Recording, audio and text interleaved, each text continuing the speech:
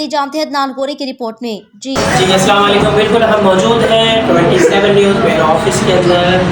आज हमारे साथ मसाइल है 27 न्यूज़ हर लम्हा बाखबर। हमारे पास आज आज़म साहब आए हैं औरंगी टाउन के मसाइल लेके। जैसे कि हम आपको बताते हैं कि औरंगी टाउन के क्या मसाइल हैं जो वहाँ पूरे नहीं हो रहे, वहाँ के लोग नहीं सुन पा रहे।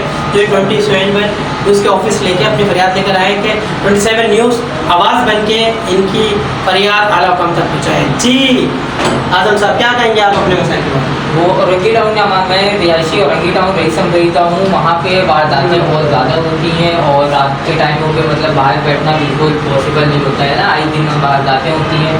और बकरीद के दौरान मेरी बाइक घर के पास से चोरी हो गई थी और भी बाइकों के मामला थे वहाँ पे।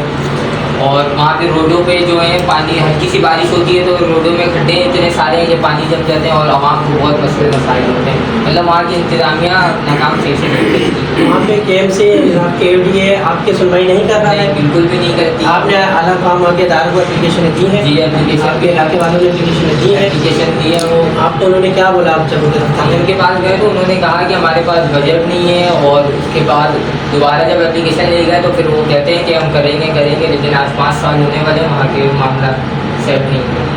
देखा आपने सुना आदम साहब की बात कि 5 साल होने वाले हैं, सुनवाई नहीं हो रही है। हुक्मरान वोट लेने आते हैं, वोट लेके चले जाते हैं। Chairman, vice chairman, mayor Karachi कुछ नहीं कर रहे। तो हम मेयर कराची वज़ीर आला सिंध से दरख्वास्त करते हैं कि इनकी दरख्वास्तों पे फौरी एक्शन लिया जाए और उनकी दरख्वास्त पर अमल किया जाए।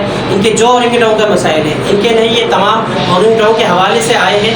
इनके अपने मसाइल नहीं है। ये औरंगी टाउन की आवाज़ बन के 27 न्यूज़ के दफ्तर आए कि हमारी आवाज़ आला हुकाम तक पहुँचाई जाए। कैमरा मैन उमैर के साथ अदनान गोरी, 27 न्यूज़।